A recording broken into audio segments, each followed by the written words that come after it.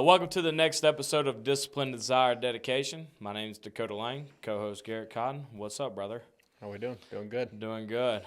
Today's podcast, we're going to go over establishing a winning culture.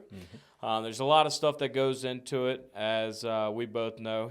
Built million-dollar offices, spun off multiple market owners, and now you're in a regional position. So kind of get you to talk a little bit about that your first couple of weeks. But let's just kind of jump straight into it as far as establishing a winning culture, right? And if I was to say in a couple of words what that is just simply just establishing a standard. Yeah, no, and holding the standard. And it's funny, too, because now, I mean, I'll get into this deeper later. But with the regional role that I'm in currently, I'm teaching these guys in some offices that have no culture whatsoever. There's no accountability. And that's kind of like what we're talking about. And for me, I'm trying to implement change in their office. But the reality of it is it comes from that individual. That individual, if they're not holding themselves to a standard at all, then there's not going to be a standard in that office. That's what it comes down to for leadership, right? So the biggest thing that I say is like to hold a winning culture, to hold a winning standard in your office, it starts with the person that's in charge of that office. That person has to be on their point, like me and you. We know prime example. What happens whenever we stop working out or we stop doing those cold plunges? What happens to the office? Oh, the standard drops. Because we lose that standard for ourselves. Yep. So it starts there. Once you hold yourself to that highest standard, then it's easy to hold others to that standard.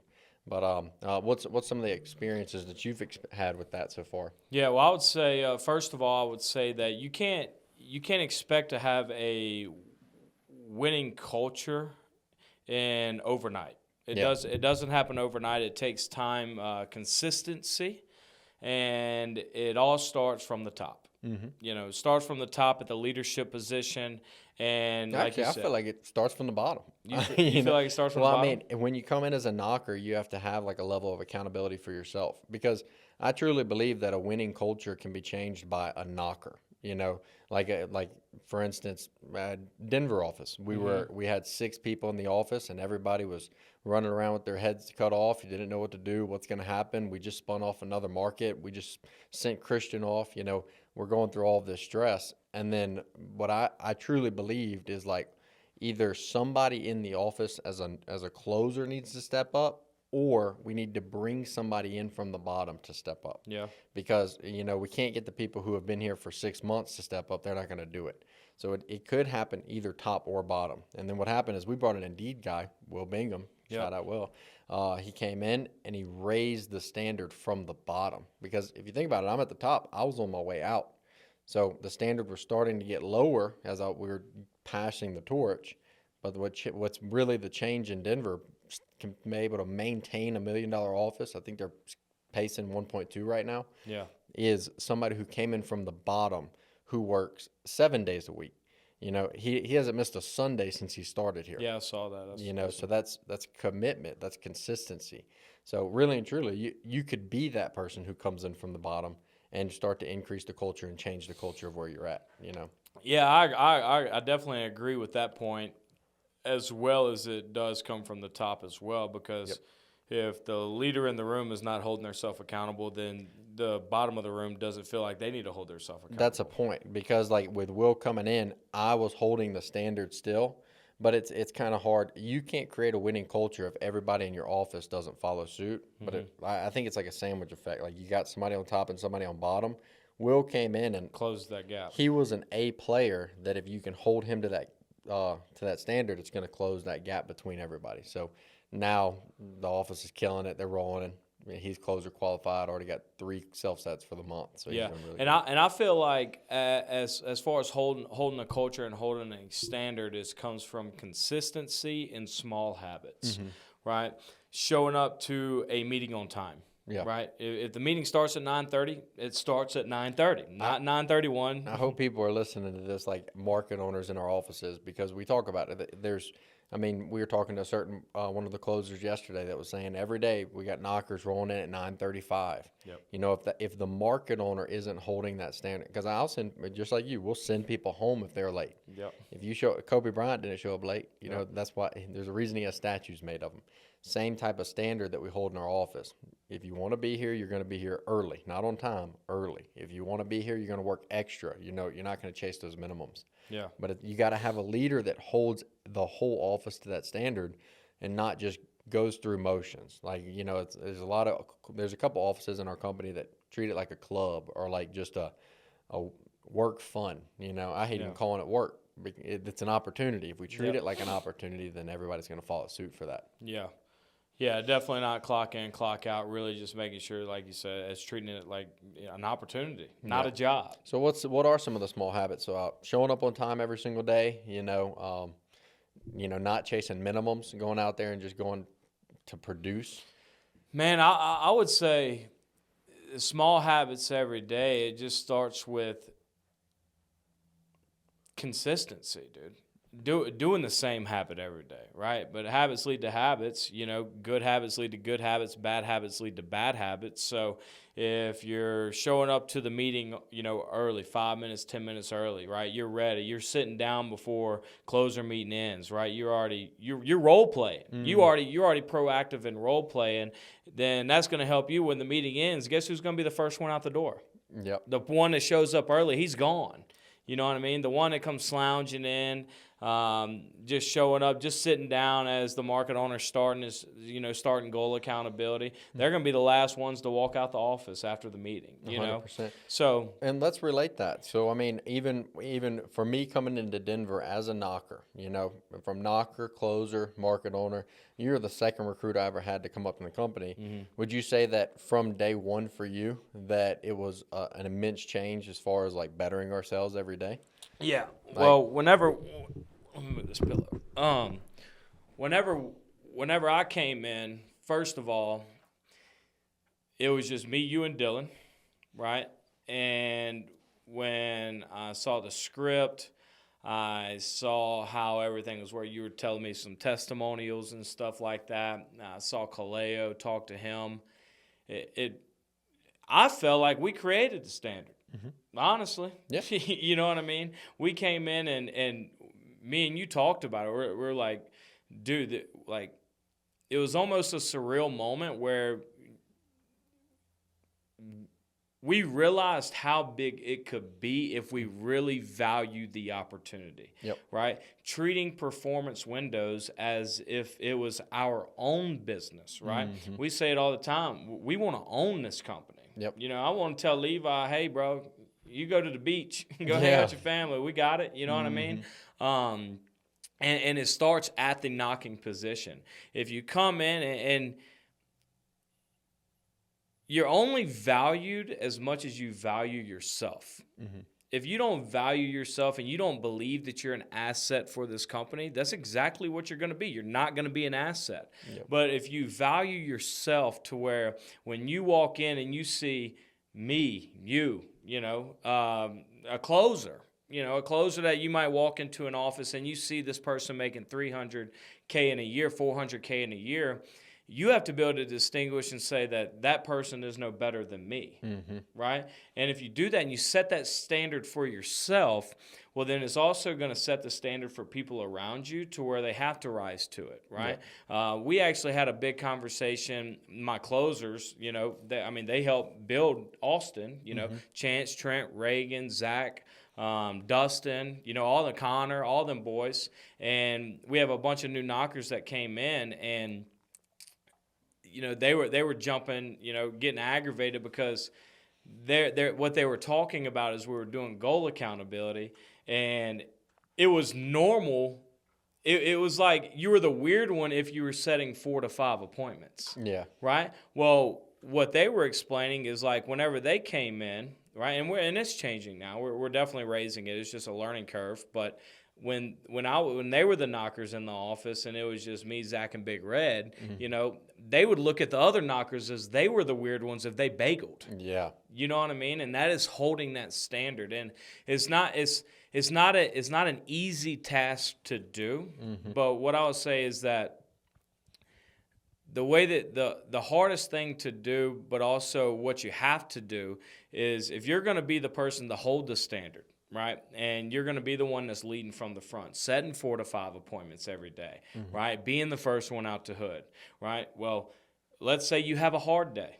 Let's say you set 2 appointments. Well, just because you didn't see the results that you held yourself to doesn't mean that it's time to hide in a corner. You got to stand up just in front of that room as just if you set 6 appointments that day. Yeah, you can't ever let when that's coming back to frequencies. You can't you be excited for the wins, and you can't be upset by the losses. It's consistency towards the goal and just constant. It's action forward, falling forward. How do you feel that? As a new knocker, right? New knocker comes in, a recruit. He's coming into this office. He's probably intimidated, right? I was intimidated, nervous. How do you feel that a knocker should train in his brain to take ownership of this opportunity as if it was his company? It's hard to do. You got to, in my opinion, you got to come basically.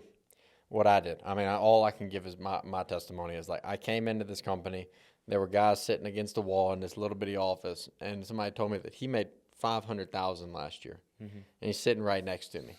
And then I see him go up and do his role play, and he's just he does a normal role play like he does. He just says the same words that they've told me to say. So the reality of it is that I realized that you don't have to be special to be good at this. It just takes, figuring out what it is that's going to lead to results. So for me, I came into the office and, as a knocker, I truly believe in that if you chase 2 things at once, they both get away. If you focus on the skill set of becoming good at the job, 100% on script, 50 convo swag, just figure out how to make yourself money. By making yourself money, whenever I started to introduce recruiting, then I started to focus on all right, this is my opportunity to build up a company within a company. Because I'm recruiting, I'm teaching individuals how to mimic exactly what I had to figure out on my own. So that's where, for me, it kind of clicked of if I'm going to climb up to the very, very top, all I have to do is teach as many people possible what I just had to figure out for myself. And then that's what kind of introduced that idea to me. So if I was a new knocker coming into our company, the biggest thing is come in and only focus on one thing. That one thing being master the skill set of door-to-door sales. And that's, it's kind of like if you were to go, I'm not going to throw analogies right now, but ultimately it's just coming into the room and accomplishing the true goal. Because at the end of the day, why is everybody coming into that room? To make money. Learn how to do the main goal first. And then from there, it will open up the new doors of building and growing a business. Yeah. And also holding yourself accountable to doing that on a consistent basis. Yeah. Well, from the growing of the business part of it is you start to want more as you do more. So for me as a knocker, all I did was I focused on the selling, and then I started focusing on the recruiting. But then when I focused on the recruiting, I realized that recruiting is more than just bringing a guy into the office. Recruiting is investing in this person and keeping your hand on them until you see the change. So it takes effort. It's ultimately putting more on your plate to where you can hold more on the plate. Because action leads to action. So the more people that are involved in the growing of our business, and the more people that come into the room, it gives us more. It's more stress ultimately, but more stress equals more money, right? So we focus on learning how to do the job. When we master the job, then we focus on recruiting. By bringing people in, how can I see this recruit have the same type of results as me? And then that's whenever it comes down into the habits formation of making sure that they're waking up earlier than they usually are, diet, lifestyle, just changing their lifestyle to be that person that they want to be led by. But you can't do that unless you're doing it yourself. So biggest thing is that it's a personal development company. So I've even started to change the way that I tell people in Indeed recruits. And look, you're coming in here to develop your personal. It's not to, you're going to make a lot of money on the side of it. But the reality of here is now the main focus is personal development. And then you're applying, but it's implementing that same stuff from day one. Learn how to sell. But selling's going to become easy because your life is hard outside of work, and that's those little habits that we say lead to those same results. Right. But because I kind of want to go through the whole position: knocker, closer, market owner, and now regional, since you have a perspective on that. As a knocker, right? Obviously, you're out there, you're doing the 50 conversations with homeowners, 100% on script, and then swag. How would you tell a knocker, and this goes back to, like you use Will Bingham as an example, what would you tell a knocker that is in a new knocker that is in a not as big of a market, I guess you can say, lower producing market? What advice would you give him to make sure that he can scale his business and, make a name for himself? Honestly, I would go in there and I would express that, focus on your controllables. The market that you're in really doesn't matter about the office because one person can change it. Yep. If you've got somebody who can, first off, the person that's a closer in your office, they got a closer because they were committed enough to get there. So if they're having their highs and lows, we're all human. So I tell knockers to focus on your controllables, trust the system, and apply our processes.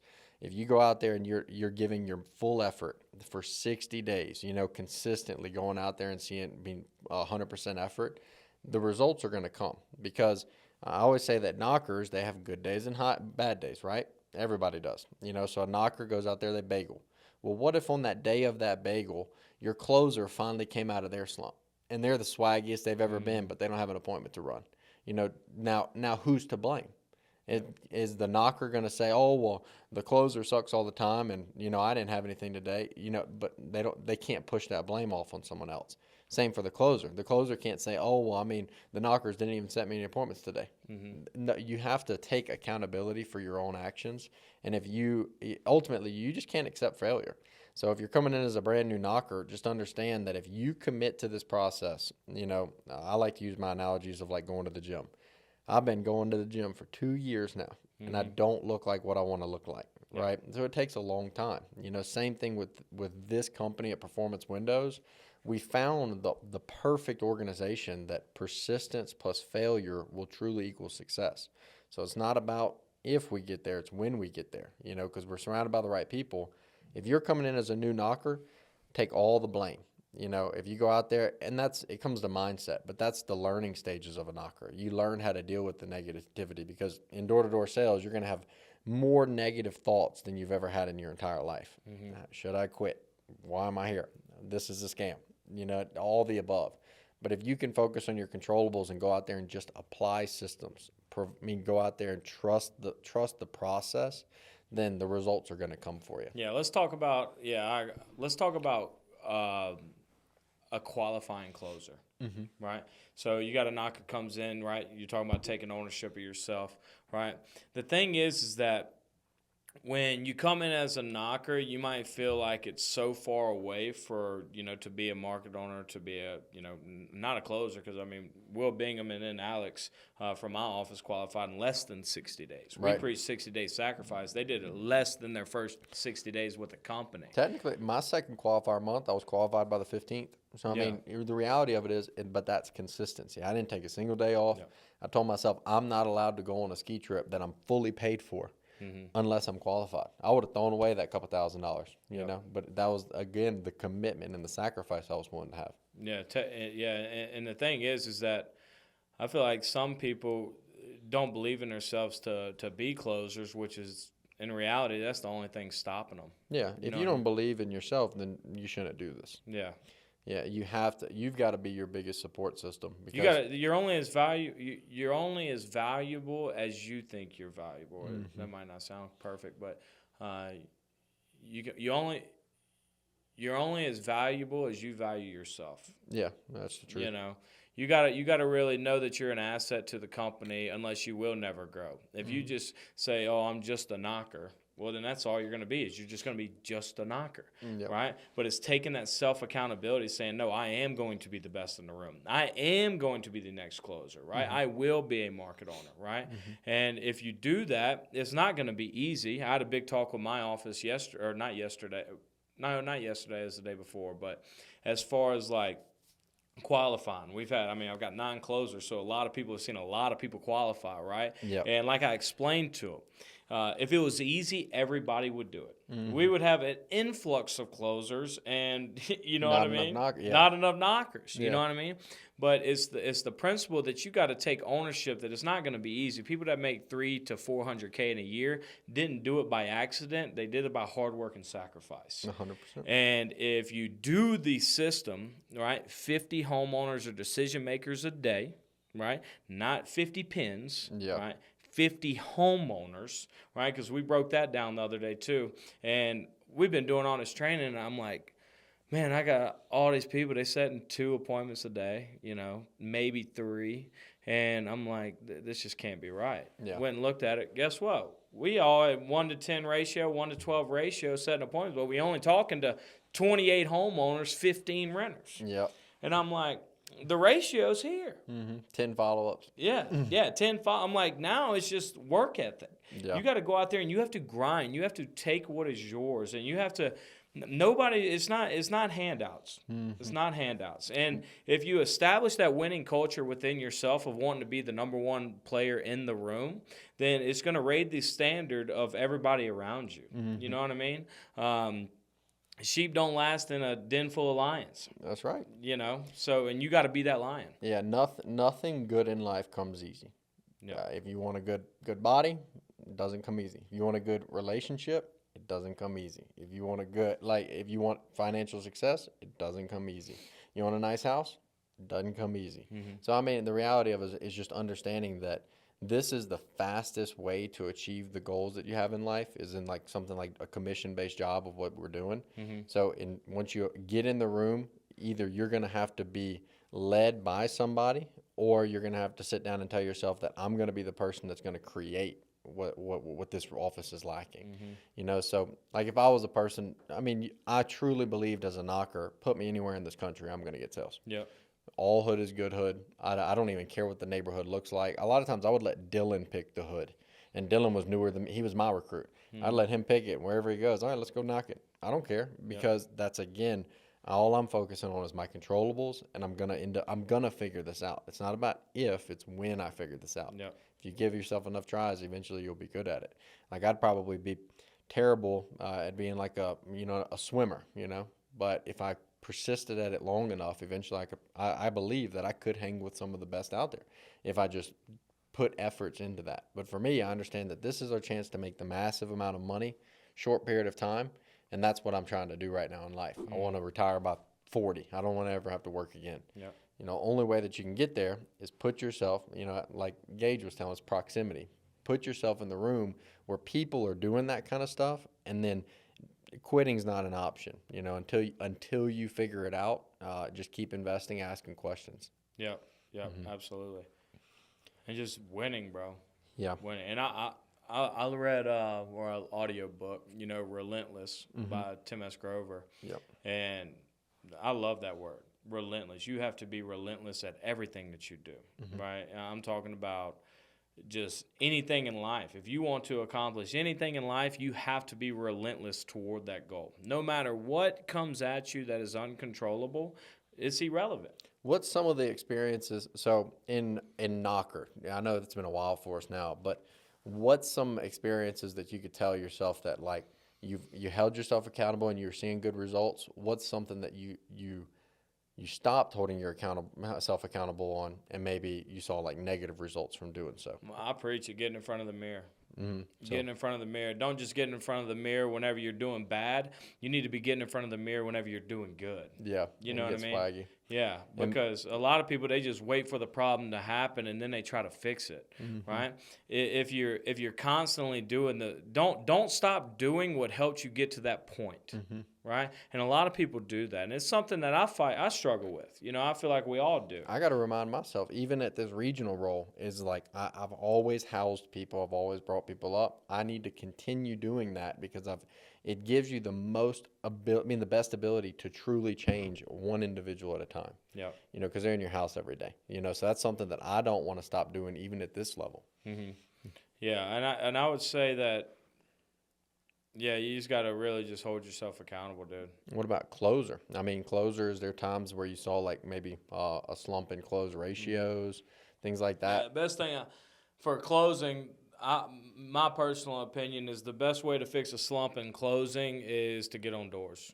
Yeah. If you're swaggy on the doors, you're going to be swaggy in the appointment. You're going to be swaggy in the door. You know what I mean? That's the easiest way to prevent, and the way that I prevented slumps, right? My practice that I used to train myself, like I was saying about the mirror as a knocker, the practice that I trained myself as a closer, and it took me a couple times learning this, right? Hitting a couple slumps, is that I challenged myself first thing in the morning after morning meeting, make sure I have everything turned in, and then go out there straight to the doors, get minimum 15 combos. Yep. Because I knew that if I went out there and did that consistently, first of all, I'm going to stay swaggy, right? Second of all, my training is going to stick way more because now people see me out there doing it with them, right? I'm not expecting them to do something that's impossible. I'm doing it with them, and it prevents problems. Yeah. It prevented slumps as a closer, that was one of the practices that I did. It's action. You can't allow yourself to get into a negative. That's like for me, my stomach will start boiling if I'm sitting in the car, like on my phone about to knock. I got to pull up and like basically be like undoing my seatbelt as the car is coming to a stop. Yeah. Park, get out. Get out. I got to get out, walk around the car. And I'm like, legitimately, I got to get out, walk around the car, calm down. Then I'll grab my water bottle, pen, and cards. Because like I'm getting to the hood, I'm like, I got to go. And then once I get out and start moving around, I'm like, all right, cool. All right, we moving now. Now let's get to the doors, you know. A natural sense of urgency. Yeah, my stomach literally like turns as like I'm getting closer to the hood because I'm like, all right, we about to get active. We got to run. Yeah. So I think holding yourself to that, you got to feel something whenever you're going out there. Because, I mean, that's swag, too, is like going out there with purpose. Right. You can tell that I'm going out there to win. I guarantee you that people like Kobe, they still get butterflies in their stomach when they're about to go into game time and stuff like that, or did. It's that feeling. It's just that emotional feeling of just, of winning. Yep. And that's a feeling that you'll never it never goes away. You know what I mean? You never catch it one time and then it's over. No, you have to continuously chase that feeling. What about at market owner? Is there things that you've slipped up on that have resulted in slumps in the office, or like? Yeah, that's what I was talking about earlier as far as self accountability, right? I was talking about starting at the top, going down. I feel like whenever you get soft as a leader is whenever the people up underneath you get soft. 100%. Yeah, I like saying that saying of, as a market owner, you got to give 150% to get your closers to give 100%, to get your knockers to be given 50. Right. If your closers are at 100%, you got to win an office. But that means you got to be 150%. That's over accountability. That's major accountability and work, and 50% when no one's looking. And so if like even myself, I've experienced when I get off of my cold showers, when I'm not waking up early, if I don't go work out, when I go into that meeting, I can't go lead them the way that I want to lead them because I'm not the person that I wanted to lead. Yep. If I can't lead myself, how am I going to tell this whole room of people to go do that? And it's a guilty conscience. Yep. And you wear that all over your face, So that's one of the things that I would preach too, is that, there's pros and cons of climbing in this company. The pros of, knocker, you work a lot / a little, it's kind of like a fine area. Well, I would say a knocker, you work I always reverted back to pledge. It's like pledgeship in a fraternity, right? It's something that you got to do, but you never want to do it again. But after you're done with it, those are some of the best times of your life. Right. Yeah. You know what I mean? You learn a lot. Yeah. grow a lot. You know, it just prepares you for the next position is all that it is. And you know, you gotta just be obsessed with your craft and be obsessed with being the winner in the room. And that's what's going to establish that winning culture, and it starts within yourself, right? Yep. If this a knocker listening, you know, looking at other companies in the office, might be $1 million offices, and you're not in a $1 million office, take that self accountability, right? You as a knocker, I think the record's like 330 by dialing. You know, hold yourself to 300,000 in revenue. Yep. Right? You go produce that. You go establish that winning culture. And if you do, then that's what's going to bring you up to, you know, where you're on the leaderboard every day. And guess who's looking at that leaderboard? Levi and Kyle, right? Those are the people that get promoted into the company. But it starts with, don't blame your stuff on your market owner or your closers. No. You can't blame at all. No. Blame, well, except for accountability, it's on yourself. Yep. If you're not having success, it just comes back to saying, I did not do enough. Like I always like to tell people, if you can lay down in bed every day and say, I did everything possible to get closer to the goals I set, you know, then you're going to get there. Yep. We don't know how long it's going to take, but we know you will get there. But if you can lay down every night and you're like, oh, man, I could have probably gotten there a little bit earlier today. I could have probably, you know, really hit my combos. I probably could have said this in that close. You know, you're getting further and further away from your goal. You can't have those coulda, wouldas, you know. Could, but you didn't. Yeah. Got to get 1% better every day. Yep. That's it. Well, heck yeah. Well, we appreciate y'all watching. Make sure to like and subscribe to the channel. We appreciate all the support. We love all of you. And have a great rest of your day, and we'll see you next time. Thanks. Bye.